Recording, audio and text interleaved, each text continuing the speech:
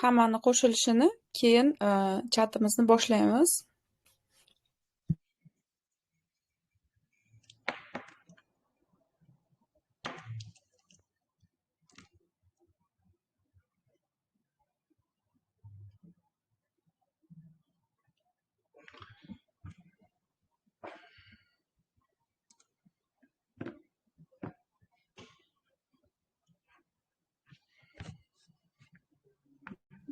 Assalomu alaykum, Asqar aka, yaxshimisiz?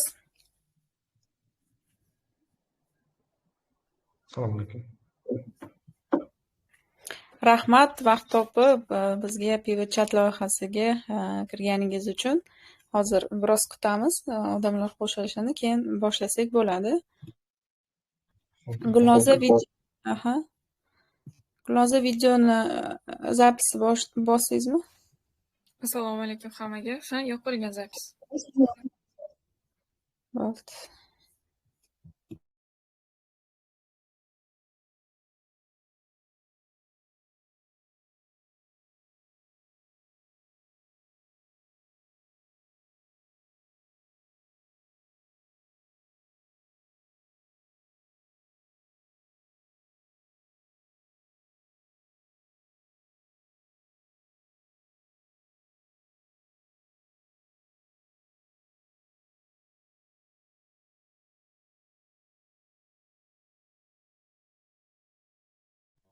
Demak, kimda savollar bo'lsa, hozir prezentatsiyadan keyin qo'linglarni ko'tarish belgisini qo'ysanglar, biz sizlarga mikrofon beramiz. Og'zaki savol bersanglar bo'ladi. Shuningdek, Pivot Chat kanalimizda, Pivot.uzda, Pivot Chat loyihasida kommentariy ochib qo'yganmiz.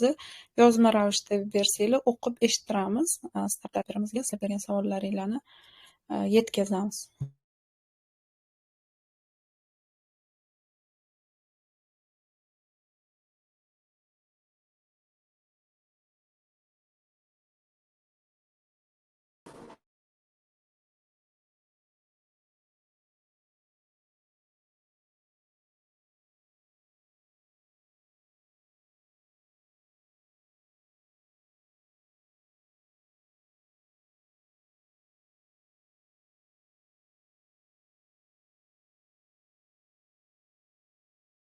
Demak, boshlasak bo'ladi. Asqar aka, marhamat. Demak, Asqar aka bilan biz Qatarda tanishgan edik. Ular o'zlarini startaplarini, ya'ni yuridik sohaga oid bo'lgan startaplarini Qatar Web Summit'da taqdim qilayotganlarida biz intervyu olgandik. Keyin O'zbekistonga kelib, mana shu Pivot Chatga kirishga rozi bo'ldilar. Bizga o'sha startaplardagi qiyinchiliklar va boshqa hamma muammolarni bo'lishib aytib beradilar, aynan bu sohadagi. Assalomu alaykum. Rahmat Pivot kanaliga chaqirganlar uchun. Bizani proyekt Tuzuk nomlanadi. Bu men ingliz tilida prezentatsiya qildim. Menimcha hamma tushunadi. Asosiy bizani produktimiz Tuzuk hisoblanadi. Sun'iy intellekt asosida yuridik konsultatsiya, yuridik xizmat deydi va yuridik yordam ko'rsatish. Asosan bizning targetimiz yuristlar va yurisprudensiyani qo'llamoqchi bo'lgan jismoniy shaxslar deylik, kompaniyalar, o'sha bizning targetimiz bo'lgan. Meni eshitilyaptimi? Yaxshi eshitilyapti. Bizning produkt Tuzuk, u umumiy brend. Ichida 3 ta asosiy produktimiz bor. U chatbot, drafter va analyzer.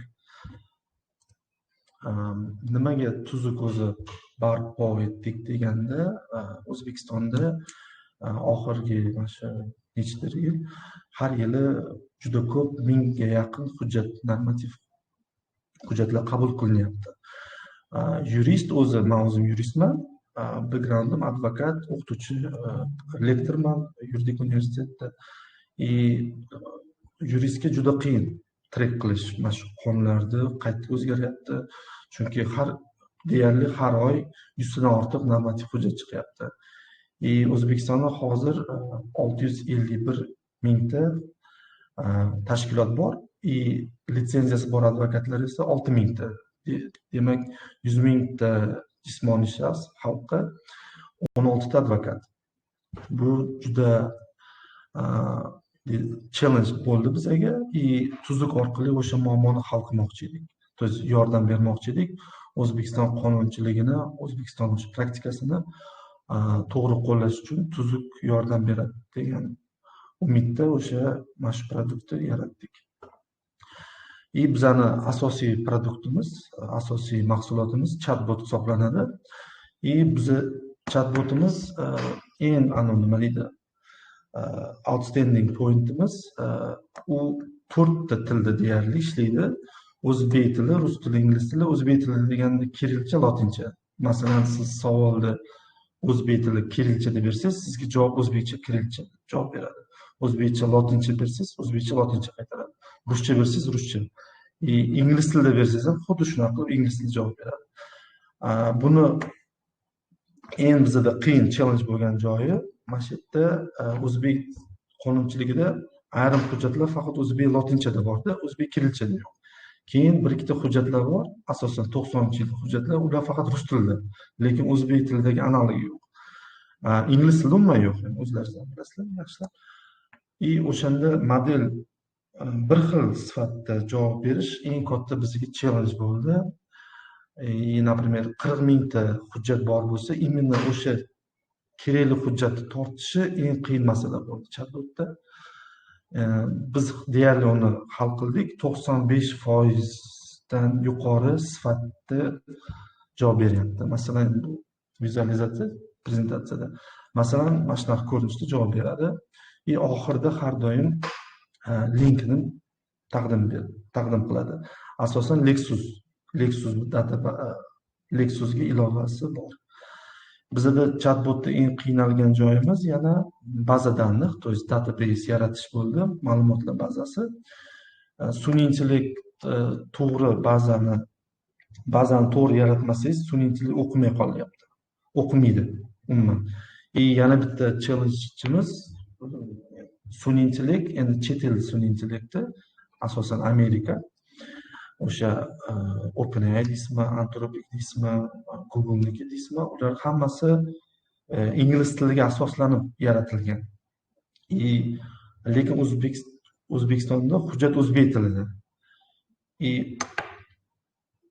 Eng qiynalgan joyimiz o'sha inglizcha logikadagi modelni O'zbekistonga adaptatsiya qilish eng qiyin bo'ldi.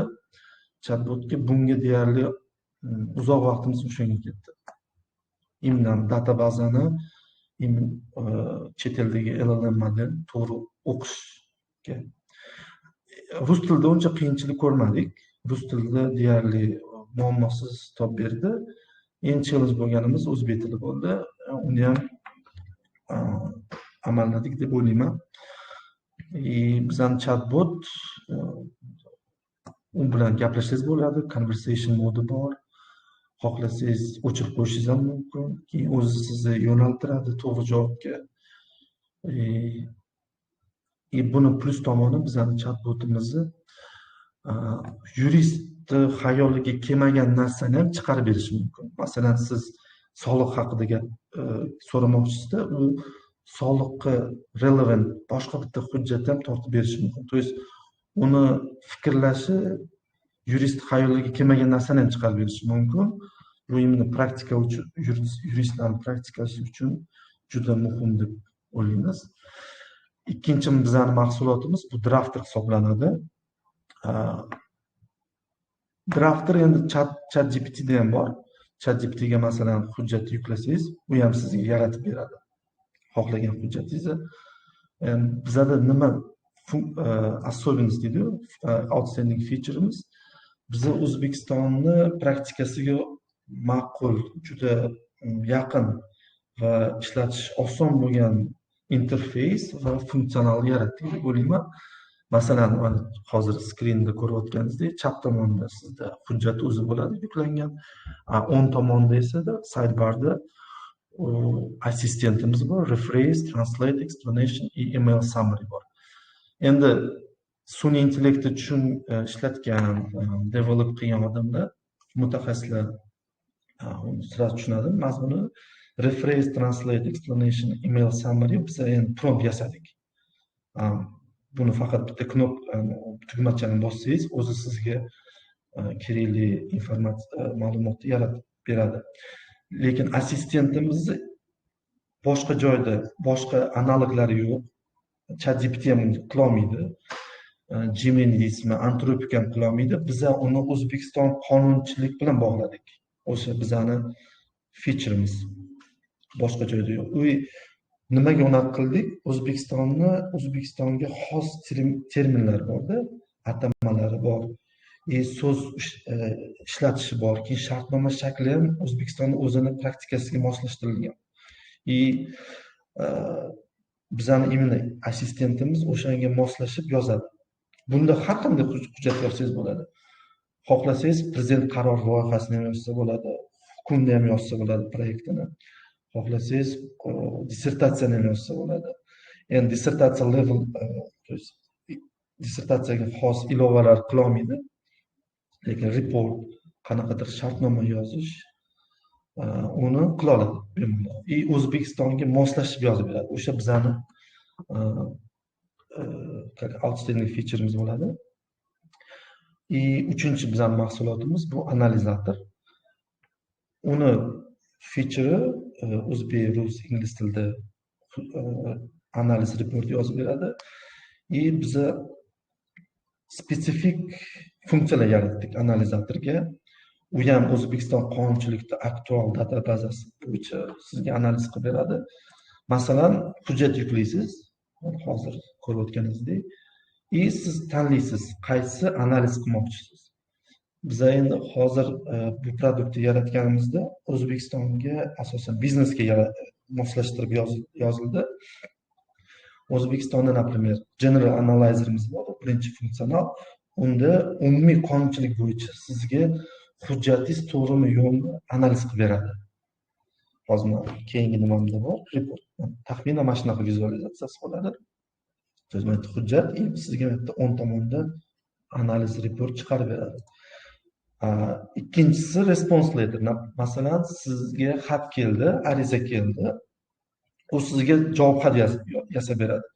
Masalan, talabnoma kelsa, talabnomaga qarshi xat chiqarib beradi, to есть response letter chiqarib beradi. Keyin bizani yana advokatlar praktikasiga juda qulay deb o'ylaydigan funksiyalimiz compare documents bor. Hujjatlarda farqini topish. Endi yuridik praktikada katta muammo, masalan, siz 20 varaqlik hujjat yozdingizda, o'zingiz partnyoringizga bersangiz, u qaysidir joyini o'zgartirishi mumkin-da, sizga yetmasligi ham mumkin. Revising mode yoqmasdan, tahrirlash rejimi yoqmasdan o'shani qilish mumkin-da. Siz tuzuk bilan nima qilasiz? Ikkita hujjatni yuklaysizda, sizga o'sha farqini topib beradi. Juda tez amalga oshiradi. 1 minutga bir daqiqaga ham bormasdan sizga to'liq qaytada farqi bor, nimasi bir-biriga to'g'ri kelmaydi, hammasi chiqarib beradi. Yana bitta bizning funksiya extract key info and explain degan funksiyalimiz bor. Buni juda zo'r tomoni, masalan, ustav deysizmi, katta nizomlar deysizmi, mitingga tayyorlanmoqchisizda, tayyorlanishga vaqtingiz yo'q, 20 varaqlikni o'qishga. Bizning o'sha funksional key pointlarni hammasi chiqarib beradi. Именно tablitsa shaklida chiqarib beradi. Keyingi bizning funksional business contract law, corporate law, label law, license law bor. Masalan, davlat organidan talabnoma keldi, litsenziya qonunchilik buzganligi haqida. O'sha to'g'rimi yo'qmi, qanchalik to'g'ri, hammasini chiqarib beradi. Biz endi accuracy bo'yicha aytsak, hozir biz erishgan 90% gacha erishdik. Biz uni 100% biz komanda 100% gacha chiqarmoqchimiz. Shuning uchun har xil keyslarni hozir test qilyapmiz. Lekin hozirgi holatda chatbot bilan analizator deyarli 90% accuracy bilan ishlayapti. Bizning endi yana bitta tomonimiz corporate law, labor law bor. Именно o'sha mehnat shartnomasi to'g'rimi, prikaz, buyruq to'g'ri draft qilinganmi keyin ustavingiz O'zbekiston qonchiligi to'g'ri keladimi, qaysi joylar qolib ketgan bir-biriga to'g'ri kelmaydi. Hammasi risk analiz report chiqarib beradi. Deyarli mana shunaqa ko'rinishda uchta tilda olasiz. Uzr, 4 ta desa ham bo'ladi. Ingliz tilida report olsangiz bo'ladi, rus tili, o'zbek tili lotin, o'zbek tili kirilchada. O'sha bizani produktimiz, plus tomonimiz, katta bizani plus tomonimiz 3 ta tilda bo'lib, deyarli irrelevant hujjatlarni tortmaydi. LLM modelimiz o'sha bizani yutug'imiz deb o'ylayman. Tuzukda bizada o'sha early adapterlar bor, ishlatyapti, sotgan mijozlarimiz ham bor. Hozir bir ikkita buglar ustidan ishlayapmiz. O'sha analizator bilan chatbotni maqsadimiz bor, 100% gacha olib chiqish. Umuman xato qilmaslik darajaga olib chiqish. Endi juda qiyin bo'lyapti o'shanga olib chiqish. Asosiy muammomiz u chatbotda masalan odamlar yozganda grammatik noto'g'ri savol beradi-da. Sun'iy intellektga savol berganingizda aniqroq savol berish kerak. Asosan mana ega, kesim, to'ldiruvchi degan bitta sentence'ni gapni to'liq yozmasangiz tushunmaydi-da. Masalan, yurisprudensiyada jismoniy shaxs bor, o'zini band qilganlar bor, yakka tartibli tadbirkor bor, rezident degan narsa bor, non rezident degan narsa bor, yuridik shaxs bor, korxona degan, xususiy korxona. Ular har xil deyarli subyekt hisoblanadi. O'shada subyektni aniq yozmasangiz, boshqa hujjatlarni boshqa narsa o'ylab qolishi mumkin. Например, masalan, mehnat shartnomani deyarli to'g'ri topadi, chunki mehnat qonunchiligi deyarli aniq yozilgan. Lekin biznesda u chalkashib ketishi mumkin. Agar to'liq savol berilmasa, o'zi bizani eng katta challenjlarimizdan bittasi userlarga o'rgatish, sun'iy intellektni o'sha deyarli to'g'ri savol berilmasa ham chala deydi-yu, chala savol, grammatik noto'g'ri berilsa ham, stilik tomonidan noto'g'ri bersangiz ham o'sha 100% ga olib chiqadigan darajada javob berish bizani challenjimiz. O'shaning ustida ishlayapmiz. Bizani produkt.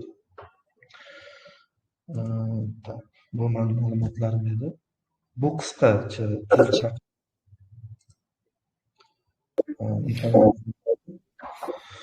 yana bizani tematika endi challengelar bo'lganda o'zimni shaxsiy challenjlarimni aytsam, men o'zi yuristman. Umuman IT sohada ma'lumotim yo'q edi. Yuristlar o'zi skeptik hisoblanadi.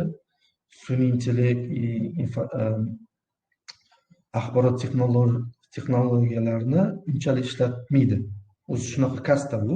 Yuristlar ishlatsa ham o'sha ChatGPT ga ishlatish mumkin. Asosan email drafter uchun, masalan, qanaqadir leading up qilish uchun. Lekin mana bu chatbot deganda ishlatmaydi. Menga qiyin bo'lgani tushunishim qiyin bo'ldi. Sun'iy intellektni izlanishga to'g'ri keldi. ChatGPT ning strukturasini o'rganib chiqdik. Deyarli qanaqa strukturizatsiya bo'lgan, LLM modeli fikrlashi, ma'lumotlar bazasini qanaqa yaratish kerak, o'sha bizga katta, menga juda katta challenge bo'ldi.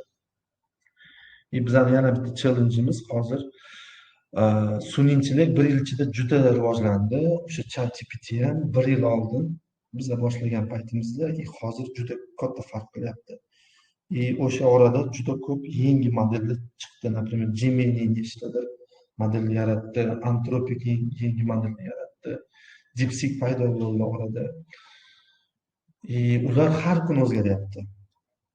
Mana shu Pivot a'zolar komandasi bilan o'sha Qatar Web Summit'da bo'lganimizda ham bitta investor savol berdi. Super intellekt paydo bo'lsa nima bo'ladi degan savol berdi. Juda qiziq. endi o'zim anaqa ironichno javob berdim. Agar super intellekt paydo bo'lsa, deyarli o'sha relevant and irrelevant hujjatlarni farq qila oladigan bo'lsa, o'sha yurist ham kerak emas bo'lib qoladi deb javob berdim bunga. O'sha bizga endi sun'iy intellekt juda rivojlanib ketayotgani ham bizga katta challenge.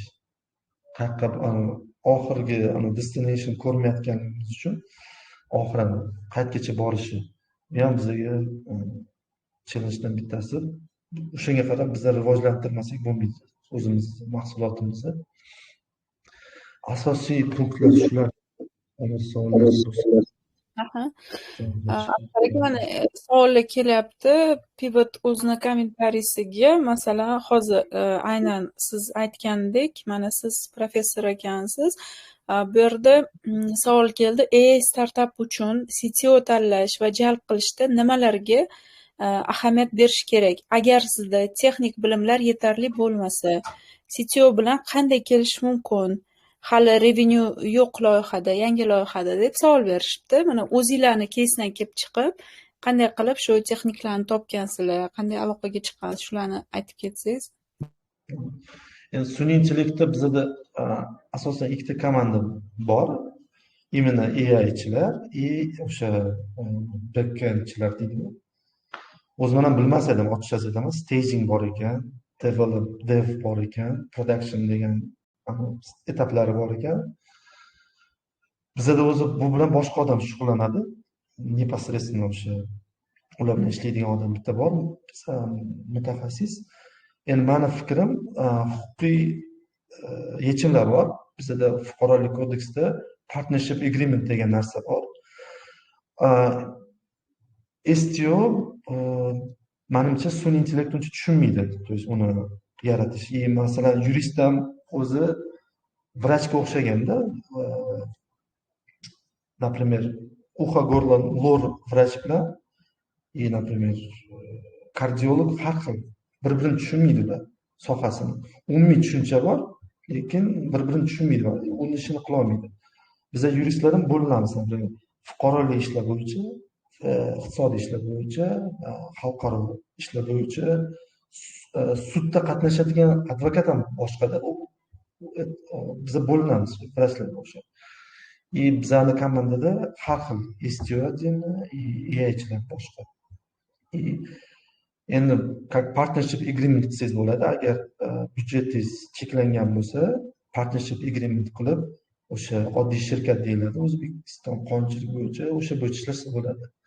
Yana bitta model bor, komandiy shirkat degan bor. Unda ular hissa qo'shuvchilar hisoblanadi. Loyiha ochasiz, komandiy shirkat, siz managing partner bo'lasiz. Ular sizga hissa qo'shuvchi sifatida kiradi. Produkt sotilgandan keyin o'shani revenue olsa bo'ladi. Endi depends on negotiation deydi. Kelishishga bog'liq. Rahmat javobingiz uchun. Shunga qo'shimcha savol berishibdi. Menimcha lekin bunga javob berdi. CTO bilan partnyor bo'lgan yaxshimi yoki ishchi sifatida olgan yaxshimi? Huquqiy tomonlama qanday shartlar bilan sherik bo'lgan yaxshi? Nimalarni oldindan kelishib olish kerak deb savol berishibdi. Yaxshi savol, rahmat. Men ham qiynalaman shunga. Produktni sevmagan odam bilan menimcha qiyin ishlash, как partner. То есть produkt bilan anaqa passion bo'lish kerak-da, passion deydimi ingliz tilida. Страсть. То есть produktni sevib, mukammal qilishga intilmasa, unaqa odam bilan partner bo'lish qiyin. То есть bitta vision bo'lmasa ikkalasida, то есть siz asoschi yoki tam AI developersida backendchilar bilan bitta vision bo'lmasa qiyin unaqa partnerlik qilish. O'sha bitta vision bo'lsa, ishlab ketsa bo'ladi. Chunki maqsadi bitta bo'ladi. Agar bo'lmasa, undan ko'ra to'lagan yaxshi. Chatimizda Aloqa Ventures rahbari Suhrob aka G'aybullayev bor ekanlar. Savolingizni bersangiz bo'ladi. Suhrob aka, assalomu alaykum.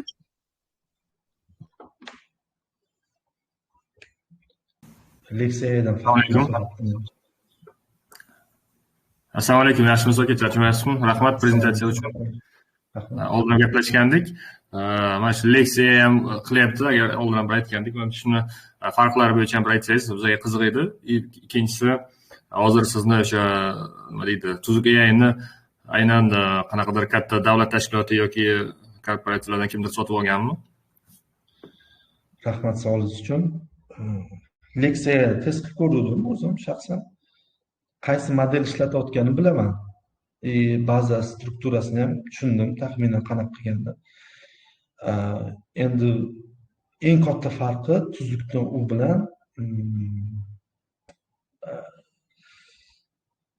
biza to'rtta til deylik, o'sha o'zbek, kirill, lotin, rus, ingliz tilini qo'shdik. Leksiyada unaqa yo'q, funksional, u faqat o'zbek tili, lotinchaga javob beradi. Sifati bo'yicha ular ustidan ishlayapti. Boshida ko'rganimda boshqacha javob berardi, hozir boshqacha. Ular ham ishlayapti. Sifati bo'yicha u eng katta bizning farqimiz, bizda conclusion bor har doim.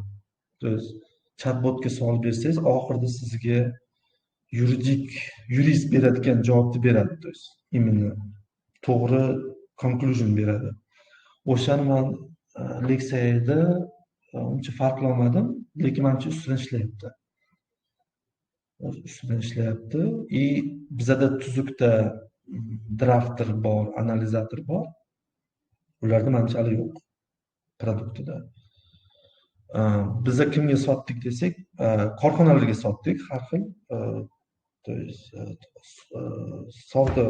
Savdo bilan shug'ullanadigan korxonalar bor, advokatlik firmalar bor, lekin davlat tashkilotiga sotmadik hali. Ularga sotganimiz yo'q. Asosan yuristlar ishlatyapti. Yurist, advokat va o'sha mnogoprofilniy ko'p tarmoqli korxonalar deydi. Har xil sohada ishlaydigan korxonalarga berdik. Buxgalterlar ham ishlatyapti. Asosan kadroviklarga yaxshi. O'sha human buyruqlar yaratishga, hujjatlar, mehnat shartnomasi yaratishga juda qulay. Bizning yana katta tomonimiz advokatlar deb hisoblayman. O'zimning shaxsiy fikrim B2B proyekt. Lekin bunda xohlagan hujjat, yuridik hujjat bo'lsa, xohlagan ish qilsa bo'ladi. Masalan, o'sha aytganimdek, qaror deysizmi, qaror loyihasi hammasi yozib beradi. O'sha O'zbekistonni atamalari, O'zbekistonni imlo lingvistik tomondan to'g'ri kelgan prinsipga asosan yozadi. O'sha bizning featuremiz. Agar savol qo'shimcha bo'lsa, rahmat javob uchun. Keyin so'ramoqchi edim, kelajakdagi rejalaringiz qanaqa? Misol uchun 3 yilda yoki 2 yilda, misol uchun proyektni qayerda ko'ryapsiz yoki hozirgi yana qo'shimcha undan keyingi savol desa ham bo'ladi. Moliyalashtirish bo'yicha qanaqadir venture investitsiyalarga harakat qilyapsizlarmi yoki faqat o'zlaringiz rivojlantirib keyinchalik boshqa planlar bormi? Rahmat savolingiz uchun. Men o'zim roadmapim bor, yozgan 1 yil oldin roadmap yozdim. Tuzukda visioni. G'oyalar ko'p, butun olganda hamma yuridik sohani qamrab olish kerak tuzuk o'zi aslida. O'shanga harakat qilyapmiz. O'sha dissertatsiya, maqolalar, har xil sohalarga. Undan tashqari tuzukni nima olganda nima deydi? Onlayn assistent qilishga ham harakat vision bor. O'shanga yo'llantirmoqchimiz. Moliyalashtirish bo'yicha biz hali bitta yechimga kelganimiz yo'q. Qarorimiz aniq yo'q, chunki ommaga chiqarganimizda tuzukka qanaqa qabul qiladi, o'shanga qarab biz harakat qilmoqchimiz. Bu bo'yicha final nimamiz yo'q, decision. Xohlayapmiz, конечно. Хочется больше, o'zimiz LLM modelimizni yaratmoqchimiz kelajakda imенно shu soha bo'yicha. Lekin hali final decision yo'q. O'sha yo'q. Aytolmayman. Katta rahmat, tushunarli. Rahmat. Rahmat katta. Savol uchun ham, javob uchun ham. Jamshidbek, savolingiz bor ekan, sizga mikrofon berdik.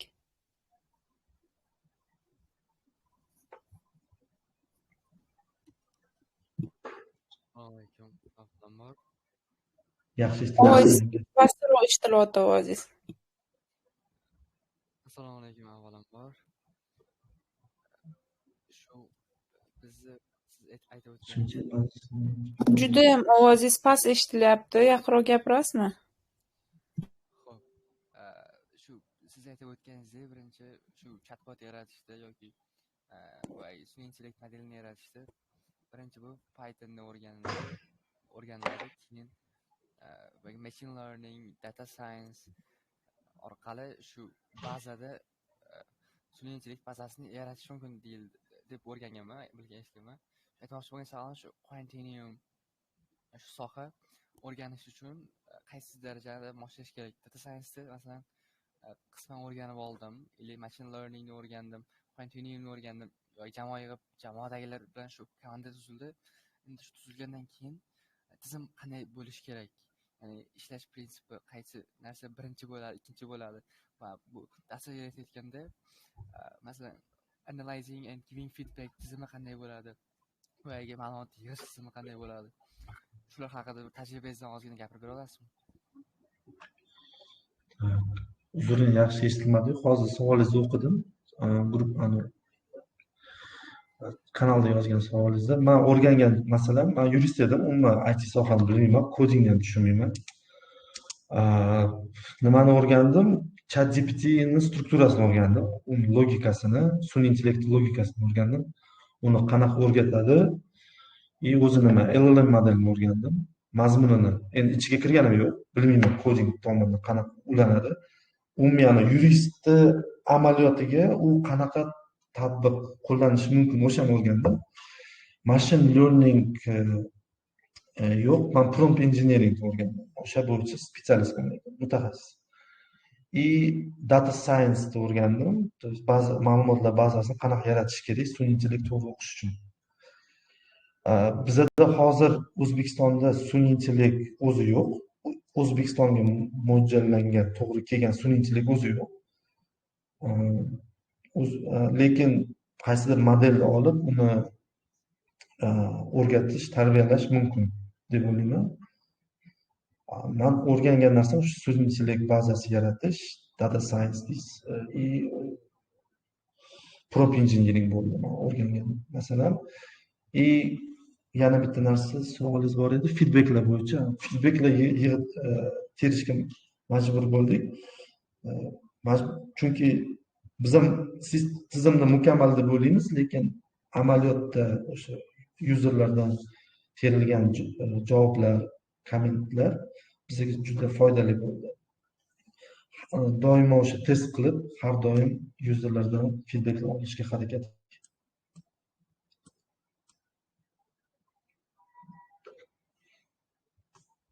agar to'g'ri javob beradigan bo'lsa, tushungan bo'lsam savolingiz. Rahmat javobingiz uchun. Hikmatullo Fayzullayev, savolingizni bersangiz bo'ladi. Marhamat, mikrofon berdim sizga. Assalomu alaykum. Avvalambor ishingizga omad, juda zo'r loyiha qilibsizlar. Ijobingiz uchun juda ham kattakon rahmat. Xo'p, ta'lim sohasida test qilib ko'rdingizmi? Talabalar, domlalar yoki bo'lmasam tahrirchilar, ularda qanaqa taassurot bor? Misol uchun research findings deymiz, yoki ma'lumot generate qilib bergandan keyin shu soha mutaxassisi tomonidan qay darajadali yaqin deb o'ylaysiz? Ularning feedbacki qanaqa bo'ldi? Shuni so'ramoqchi edim. Yana yozmagan savolim bor. Keyinchalik siz AI detector deydi, misol uchun ChatGPT generate qildi degan yoki Turnitin deydi, universitetlar bilan hamkor deydi, shunga o'xshagan narsa qilib bera olasizmi, yo'qmi loyihada? Uzoq muddatda shunga o'xshagan narsa, ya'ni shu maqola, shu dissertatsiya, shu universitetga access beraman, mani talabalarim yoki domlalarim shu qismlarni mani saytim orqali ishlab chiqadi degan narsa bormi Vision'da? Shuni so'ramoqchi edim. Rahmat savolingiz uchun. Yuridik amaliyotda har bitta report javob 3 ta qismdan iborat bo'lishi kerak edi. Introduction, reasoning and conclusion. 3 ta qism majburiy. Explanation ham qo'shsa bo'ladi orasiga. o'sha introduction, explanation, reasoning, conclusion. Biz o'sha bo'yicha ketganmiz. Ma'lum bir dissertatsiyani yozayotganda ham birinchi kiradigan qism bo'lishi kerak. To есть introduction, explanation, reasoning и conclusion. Biz har bitta produktimizni logikasini qurayotganda o'sha bo'yicha ketganmiz. Universitetda o'qituvchilar bilan ham testirovщик, test qiluvchi sifatida jalb qilib, ularga ham ko'rsatganmiz, ular ham ma'qul qilgan. Lekin ularni feedbacklarini biz asosan boshida olganmiz. Именно deyarli tuzuk sal xomroq paytida. O'sha paytida, o'sha vaqtda olganmiz. Lekin biza tuzukda hozirgi visioni doktrina, universitet bilan bog'liq emas. Bu bizani keyinchalik o'sha science'ga kirish nimamiz ham bor. Rejamizda, lekin hozirgi holatda tuzukda visioni asosan advokat, yurist va biznesga yordam berish bo'lgan. Lekin keyinchalik siz aytgandek o'sha doktrina deysizmi, doktrina universitetlar bilan ishlash, o'sha maqola tuzuk bilan yozildimi yo'qmi degan masalani ham biz o'ylaganmiz. O'sha roadmapimizda bor. Umuman katta roadmapimda u ham yozilgan. Lekin bitta yana tomoni ham bor. Tuzukda biz confidentiality eng muhim masala bo'lgan. Userlarni bergan savollari, hujjatlari ko'rinmaydi bizga. Biz uni blok qilganmiz. Imkoni yo'q. O'sha bizani tuzukda yana bitta tomoni. Shuning uchun u tomondan kelib chiqib, biz privacy bermasak, userlarimiz qabul qilmasligi mumkin. O'sha tomonni o'ylayapmiz. Hozircha tuzuk u sohaga ketish niyati yo'q. Hozirgi holatda umumiy vizionda lekin bor. Lekin hozirda yo'q. Asosan o'sha advokatlar, yuristlar o'sha yurisprudensiya bilan bevosita qo'llash bilan bog'liq sohalarga tatbiq qilmoqchimiz tuzukni. Rahmat katta javobingiz uchun. Savol berishibdi Asqar aka. Tuzuk AI hozirgi holatga kelguncha dasturchilar va AI mutaxassislari uchun taxminan qancha mablag' pul sarflandi deb? Bizning tijorat sirimiz uzr. Qaysi model ishlatyapmiz, qancha mablag' ketdi deb aytolmayman ochiqchasi. Lekin katta summa ketgan. Unda savol sal o'zgartiraman. Hozirgacha, demak, hozir mana shu startaplarni monetizatsiya modeli qanday? Odamlar qanday qilib o'sha pul to'lashadi? Masalan, qay tarzda yo'lga qo'yiladi? Shuni sistematik tushuntirib bera olasizmi? Ikkita yo'li bor. Podpiska asosida o'sha subscription sotamiz. Bizning rejamiz bo'yicha unlimited qilamiz. Har bitta akkauntga unlimited access bo'ladi. Xohlagancha savol beraverasiz. Analizator ham shunaqa, drafter ham shunaqa, chatbot ham shunaqa. Chatbot o'zini sotib olsangiz boshqalar, chatbot drafter sotib olsangiz boshqalar. Chatbot drafter plus analizator, analyzer sotib olsangiz umuman boshqa bo'ladi. To есть shunaqa. Bitta yana g'oya bor.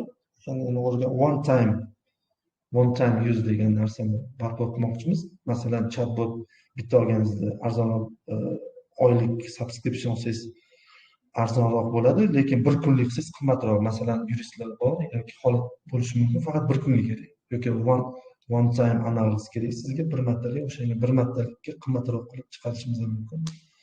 Lekin asosiy g'oya unlimited access berish. Subscription base bo'yicha. O'sha klik, payme va bank transfer.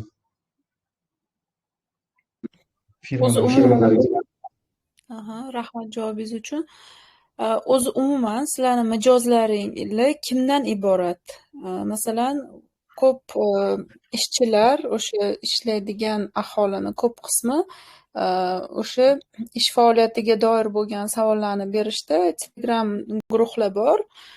Yuridik savollarga javob beradigan, shularga pul to'lab qanchadir juda kam miqdorda pul to'lab shu Telegram kanallardan foydalanishadi. Sizda umuman kimlar mijoz bo'ladi? Qatlam masalan bo'ladigan bo'lsak, ishchi qatlammi yoki boya biznes deb aytib ketdingiz, faqat biznesda to'xtalib qolasizlarmi yo? Bizning proyekt B2B deb hisoblanadi o'zi. B2B, B2C emas. B2B deganda ham o'sha yuristlar, advokatlar и yuridik sohadagi mutaxassislar. Chunki yurisprudensiyani tushunish qiyinda. Masalan, siz konstitutsiyani o'qib tushunishingiz mumkin, lekin o'sha konstitutsiyani g'oyasi, qaysi hujjatlarda implementatsiya qilgan, uni tushunish qiyin. Baribir yuridik bilim bo'lmasa, tushunish qiyin bo'ladi. Shuning uchun tuzukni o'zi yaratganimizda asosiy g'oya bo'lgan o'sha yuridik sohadagi mutaxassislar yoki o'sha biznes uchun mo'ljallangan. Biznesda yuristi bor. O'sha yurist biznes uchun tuzuk ishlatadi. Hozircha biz B2B deb o'ylaymiz. Uni ChatGPTda ishlata olmaysiz. Unaqa javob ham bermaydi. Masalan, ChatGPT xohlagan sohada bo'yicha savol berishingiz mumkin. Biz uni kesib qo'yganmiz. U faqat yuridik savolga yuridik javob beradi. Masalan, ob-havo, siyosat bo'yicha muzokara qilmaydi. Aha. Keyin hali aytib ketdingiz, mana shartnomalar, do'gurlar ham tayyorlab berish mumkin deb. Masalan, mana shu sizlarni startapinglar orqali tayyorlangan do'gur shartnomalar qanchalik ishonchli? Ularni yana o'sha advokatga, boshqaga yuristga ko'rsatishni talab qiladimi? Masalan, oddiy odam foydalanganda. Yo'q. Biz o'sha logikasini yozganimizda anglo-sakson yoki Rossiya qonunchilikni olib tashlaganmizda g'oyasidan, bilimidan. Shuning uchun faqat O'zbekiston qonunchiligidan kelib chiqib yozildi. U Rossiya qonun, ChatGPT ko'p bo'ladi, Qozog'iston deb chiqarishi mumkin yoki Rossiya deb chiqarishi mumkin, Ukraina deysizmi. Napример, ChatGPTda bir ikkita shartnoma berganman, umuman olganda anglo-saksonni modeliga qarab yaratganda. Bizaniki unaqa qilmaydi. Endi yo'q, men shuncha test qildim, bir marta ham chiqarmaganman. Hech qachon mana masalan hujjat yaratib ber degansiz. Initial qanaqadir hujjat yuklaysiz, xohlagan hujjatingiz, masalan ishonchnoma deysizmi, o'sha ishonchnomani shunaqa yozib ber desangiz, u O'zbekiston qonunchiligidan kelib chiqib yozib beradi. Masalan, fuqarolik protsessual kodeksdan kirib, ishonchnomada nima yozish kerak bo'lsa, o'shani odatda sizga yozib beradi. Yana bitta plus tomoni, shartnomani analiz qilishingiz kerak, analizatorga qo'yasiz, analizatordan kelib chiqadi report. O'sha reportni olib drafterga qo'yasizda, siz shartnomangizni o'sha analiz reportdan kelib chiqib sizga to'g'rilab beradi. Unda o'sha analiz reportda masalan faqat O'zbekiston qonunchiligi bo'yicha sizga analiz qilib chiqadi. O'shanda drafter o'zi sizga yaratgan hujjatni hech qanaqa boshqa qonunchilik bo'yicha yoza olmaydi. Uni texnik nevasi. Demak, ushbu do'gur hujjat qilinganda u 2 marta tekshiruvdan o'tadi. Uni analizatorga yo'q. Analizatorga bu opsionalni, to есть uni ishlatmasligingiz ham mumkin, drafter o'zida ishlashingiz ham mumkin. Lekin analizator sizga kamchiliklarni topib beradi-da, aniq. O'sha kamchiliklarni olib turib reportga, drafterga qo'ysangiz, boshqacha javob beradi. Boshqacha yozib beradi baribir. Aha, tushunarli. Sifatli yuqoriroq bo'ladi. Rahmat javobingiz uchun. Yana kimdadir savol bo'lsa, qo'lingizdan ko'tarishingiz mumkin. Hozir kommentariyadagi bitta savolni o'qib beraman. Ya'ni startap asoschisi sifatida cheklangan moliyaviy resurslar, tajriba yetishmasligi, jamoani boshqarish muammolari bilan bir vaqtning o'zida kurashishga to'g'ri kelganda, qanday ustuvorliklar, qanday qoidalar belgilanishi kerak va bu ustuvorliklar startapning uzoq muddatli muvaffaqiyatiga qanday ta'sir ko'rsatadi?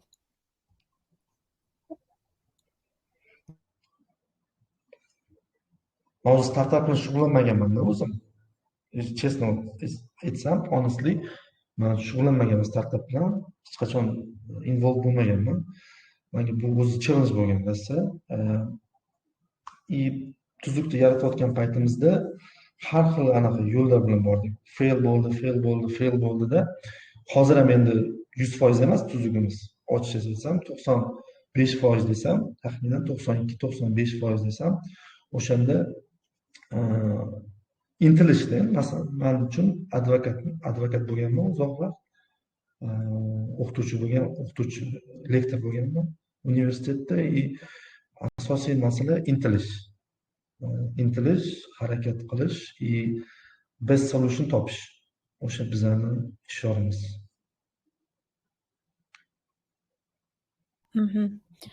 Demak, eng yaxshi yechimni topish. Yana savol keldi. Asqar aka, sun'iy intellekt asosidagi mahsulotlar uchun mualliflik huquqi va foydalanuvchi ma'lumotlarni himoya qilish qanday tartibda bo'ladi, yondashilishi kerak deyishibdi. O'sha endi katta muammo, ochiqchasi aytaman. Sun'iy intellektga ketgan har bitta ma'lumot o'sha yerda qolib ketadi. Chet elga ketadi, hammasi baribir. Biz o'shani hal qilganmiz. Biz tuzuk o'zimiz siz yuklagan hujjatni ko'ra olmaydi. Lekin sun'iy intellektga siz jo'natgan narsa o'sha yerda qolib ketadi. Biz nima qildik? Personal datani o'chiradigan dastur yaratganmiz. Siz o'sha hujjat yuklasangiz, personal data o'chib ketadi. Ya'ni hozir bu yerda vizualizatsiya yo'q, lekin o'shani biz kiritganmiz. Undan tashqari inkognito rejim bor. Inkognito rejimda umuman hech qayerda sizning hujjatingiz saqlanmaydi. O'shani ham barpo etganmiz. O'sha bizning tuzukda featurelaridan bittasi. Lekin mualliflik huquqi masalasini aytsangiz, mualliflik huquq u tartibga solinmagan. Biz ham o'sha privacy policyda, user policyda yozganmiz. User o'zi javobgar, baribir o'zi kiritgan, yozayotgan nimaga? Chunki tuzuk o'zi hech narsa generatsiya qilib bermaydi. Asosan tuzuk faqat o'sha databaza yaratgan, asosan yaxshi promptlar. Lekin baribir userda oxirgi final decision userga tegishli.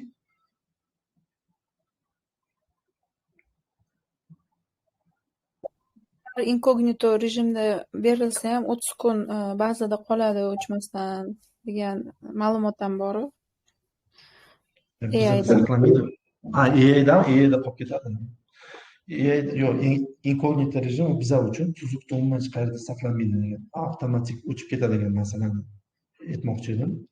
Umuman hech qayerda saqlanmaydida, o'chib ketadi. Lekin AIga ketgan har bitta hujjatingiz qolib ketadi va ChatGPTda yozgan narsangiz ham qolib ketadi. Hozir $20 qanchadir sotib oladi odamlar. O'sha bari qolib ketadi. Anthropic deysizmi, DeepSeek deysizmi, hammasi qolib ketadi. Shunaqa. Rahmat javoblaringiz uchun. Yana kimda savollar bo'lsa berishinglar mumkin. Bu yerdan o'sha venture investorlar ham kirishibdi, kollegi. Zo'r. Marhamat, savollar bo'lsa berishinglar mumkin. Kompyuterim o'chib qolishi mumkin, shu misol zaryadka bo'lsam. Bemalol.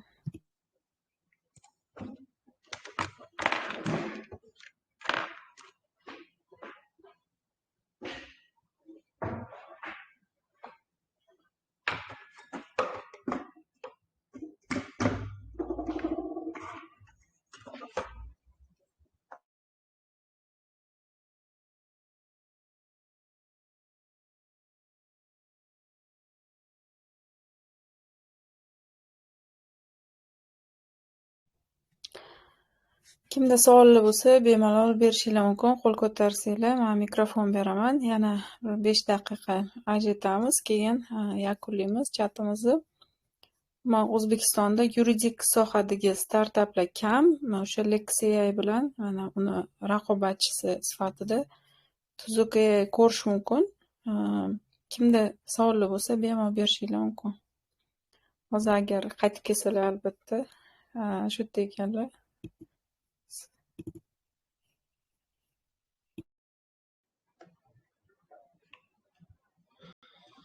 Savollaringiz bo'lsa, berishingizlar mumkin. Men prezentatsiya Aha. Assalomu alaykum. Asqar aka, rahmat nima so'z uchun. Men sal kechroq qo'shildim. Balkim bu savolga javob bergandirsiz o'zi. Lex AI dan farqli o'laroq nimalar bor, featurelar bor sizni produktingizda ham bilmoqchi edim. Abrorbek savol. Suhbaga bergandilar. Beruvdim. Bo'ldi. Uni o'tkazib yuboramiz bu savollar. Rahmat katta. Yana bo'lsa bering. Yo'q, hozircha yo'q. Rahmat.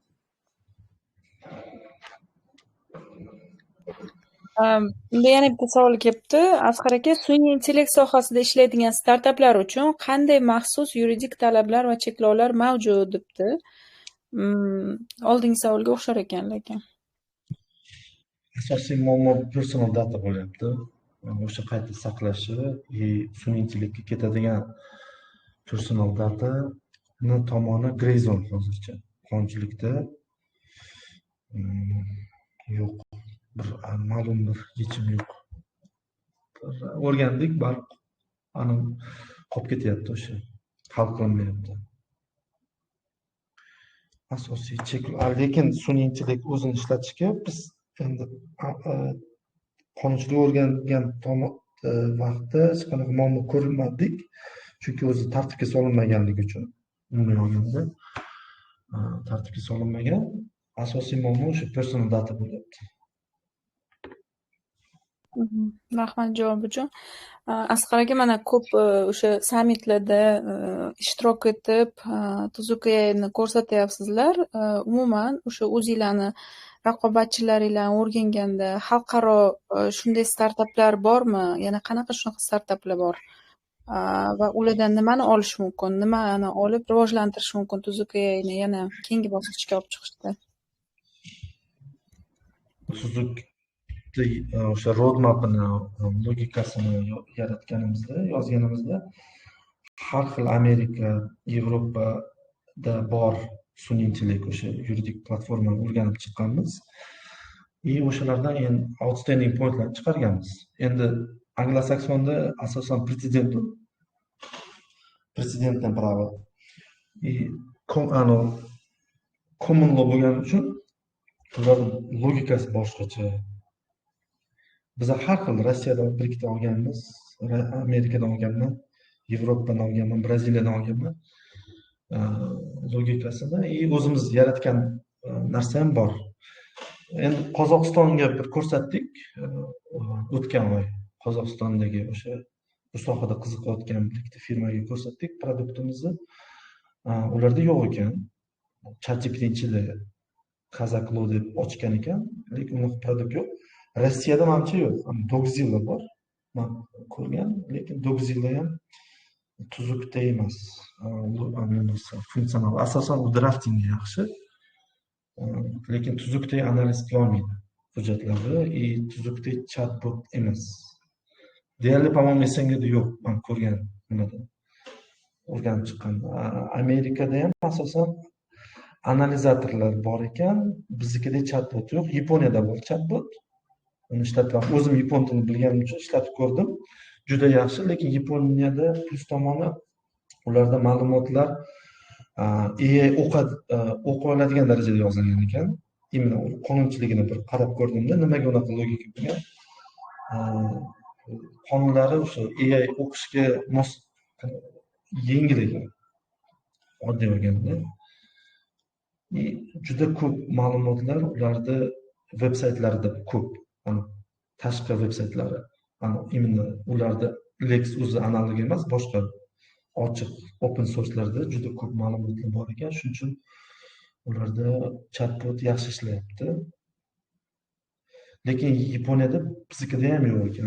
Imенно analizator bilan drafter.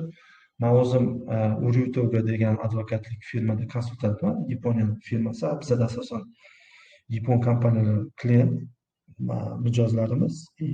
Bizning o'sha advokatlik firmamiz ham Yaponiyada boshqa bir sun'iy intellektlar ishlatar ekan. Yaponiyaning o'zida yo'q bunaqa produkt. O'zi tuzukka o'xshagan demoqchiman. Chatbot bor lekin.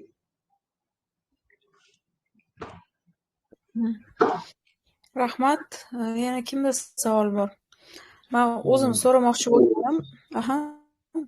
Kim gapirmoqchi? Zikrullo, marhamat. Assalomu alaykum. Endi qo'shildim. To'g'risi, tuzukga to'g'risi hali ko'p ma'lumot o'rganmagan ekanman, lekin bugun Legal Tech sohasida Share Legal degan kompaniya bor, ko'pchilik bilsa kerak. Shular bilan muloqot qilib turuvdim. Startaplarga ehtiyoj bormi desam, ha, bor dedilar. Keyin menda tayyorachim bor deb o'yladilar. Yo'q, men dedim, navrot, shu yuristlar bilan birlashib muammolarni texnik topshiriq ko'rinishiga o'tkazsanglarda, bitta hakaton ko'rinishida o'tkazamiz, soha rivojlanishi uchun dedim. Ular leksiya to'g'risida gapirishni boshladilar. Biz chatbot qildik, lekin shu adliyadan kelayotgan javoblar qoniqtirmadi dedilar. Shunga oz qiziqib qoldim va agar bir-birini tanishsanglar to'g'ridan to'g'ri bo'lmasam uchrashuv tashkillashtirib demo qilsak deb o'ylayotgandim mahsulotingizni. Ya'ni shu advokatlik firmalarida ham leksiyadan qoniqishmayapti, ehtiyoj bor yangi legal tech mahsulotlariga. Rahmat taklifingiz uchun. Albatta o'rganib chiqamiz. Biz iyun oylarida chiqarmoqchimiz o'zi tuzukda. Iyun uzog'i bilan iyul oyida chiqarmoqchimiz. Bir ikkita buglar bor, o'shaning ustida ishlayapmiz. Bu yil oxirigacha, endi mani planim bo'yicha oktyabrgacha tuzukda 100% ga chiqarish planimiz. Sifatini, to есть 95, bizani evaluation bo'yicha 95-92% bo'lsa, 100% ga chiqarmoqchimiz. O'sha advokat firma bilan ishlamoqchimiz, hammasi bilan. O'zi ishlayapmiz hozir advokatlik firmalar bilan, lekin siz aytgan advokat firma bilan ishlamayapmiz. Lekin bilaman kim haqida aytyapsiz. Agar shu kelisha olsak, kunini vaqtini menimcha yaxshi bo'ladi va ularga ham, sizlarga ham foydali bo'ladi deb o'ylayman. Rahmat. Zikrullo, men sizga yozib qo'ydim. Ikkalaringlar ulab gaplasha olasizlar. Yana kimda savollar bo'lsa berishinglar mumkin. Keyin shu bilan sekin yakunlaymiz. Asqar aka, men so'ramoqchi bo'lganim, mana sizlar yuristlar ekansizlar, ham startap qilyapsizlar.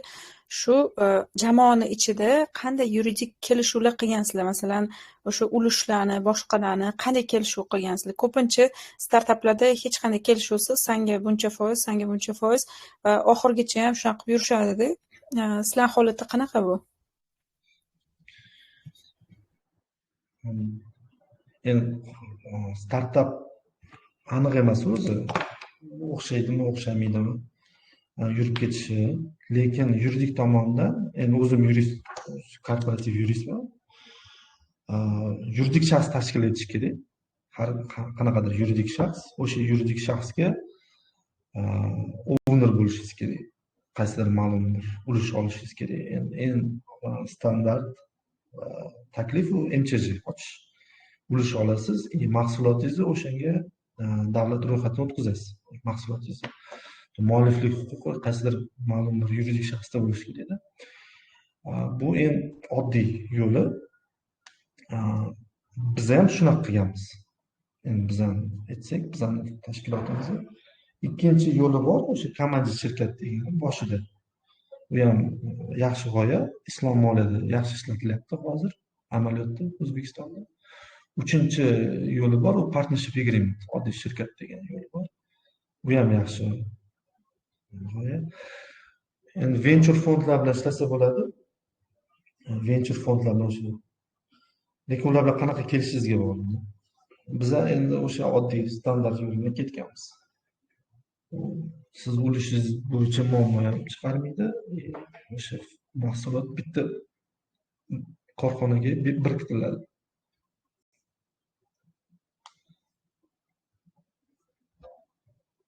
Rahmat javobingiz uchun. Savollar bormi? Savollar bo'lmasa, unda yakunlaymiz. Bir soatga yaqinlashib qolibdi. Vaqt ajratganingiz uchun rahmat. Bizda oxirgi bir savol bor edi, agar ruxsat bersangiz. Bering. O'zbekiston bozorini bir o'rganib ko'rdingizmi? Kichkinalik qilmaydimi bu daromad olgani? O'rta Osiyoga, kengayishga qanaqa qaraysiz? Misol uchun baribir Qozog'iston yoki Qirg'iziston qonunchiligimiz andozalar bir-biriga yaqinroq. Shu haqida so'ramoqchidim. o'sha roadmapimizda bor endi bu ham siz aytgan narsa. O'zbekiston bozori kichkina deb o'ylamayman. O'zimning shaxsiy fikrim, например, 6000 ta advokat bor bo'lsa, undan tashqari taxminan nasketku deydi, 30 ta bosh yurist bor, davlat korxonalari bor. Masalan, adliya apparatida ham 200 tami 300 ta mutaxassis bor. Adliya vazirligini bosh apparatida. Uni juda ko'p yagona darchalar bor, boshqarmalar bor, prokuratura xodimlari bor. Taxminan 6000 plus 30000 deganingizda o'zida 36000 ta. Bu грубый расчет. Undan tashqari yuzerlar ham bor. Biznesmenlar bor, har xil. O'ziga savollari bor. Jismoniy shaxslar ham o'zi bozorda bor. Taxminan bizning fikrimiz bo'yicha bu marketning yuzerlari 10,000 ta bo'lishi kerak. Bizning fikrimiz bo'yicha. Masalan, normani yuzerlari pikda 6000 ta bo'lgan norma dastur bor o'zi. 6000 ta yuzer pikga chiqqan paytda u har oy to'laydigan. Hozir menimcha kamroq. Men bilmayman, ochiqchasi. Men bor ma'lumot bo'yicha aytyapman. Lekin u sun'iy emasda. U drafting qilolmaydi, analiz ham qilolmaydi. Faqat katalog. O'sha real holatga qaysi yuristlar sizga savolingizga javob yozgan. Lekin tuzukda har qanday masalani hal qilishingiz mumkin-da. Qo'shimcha analiz ham qilib beradi, qo'shimcha yozib ham beradi. Va 3 ta tilda yozadi. Rus, o'zbek. Bozor menimcha kichkina emas. O'zbekistonda 37 million aholida chiqadi. Qozog'istonda masalan 25-27 million aholisi. Rossiyada ko'proq. Endi roadmapimizda bor, lekin O'zbekiston kichkina deb o'ylamayman. O'zbekiston o'rgandik. O'zi startap boshlash oldin biz market research qilganmiz. Qancha needs borligi bu mahsulotga. Ya'ni har yili 1000 tadan ortiq hujjat qabul qilganda har qanday yurist uni track qila olmaydi. O'qish qiyin-da, 1000 ta hujjat har oy degani 100 ta hujjat chiqyapti. O'z vaqtida o'sha to'g'rimi, yo'qmi, qayta o'zgaryapti, uni bilish qiyin. Bir-biriga bog'liq contradictionlar ham bor-da, birlikda chiqishi mumkin. O'shaning uchun tuzukka needs hozirgi holatda juda yuqori deb o'ylayman. Tim более o'z ingliz tilida javob beradigan produkt o'zi yo'q, mahsulot. Masalan, investorlar kelyapti-da, uni yuristi to'g'ri aytyaptimi, yo'qmi, o'shani bila olmaydi. Qaytadan tekshira olmaydi. Boshqa bir yuristga chiqish kerak. Lekin tuzukda o'sha yurist yozib bergan hujjat to'g'rimi, yo'qmi, o'shani bir daqiqada bilish mumkin. O'rganib chiqish mumkin. Shuning uchun tuzuk O'zbekistonda xudo xolasa qabul qilinish, yaxshi, ijobiy qabul qilinish kerak deb o'ylayman.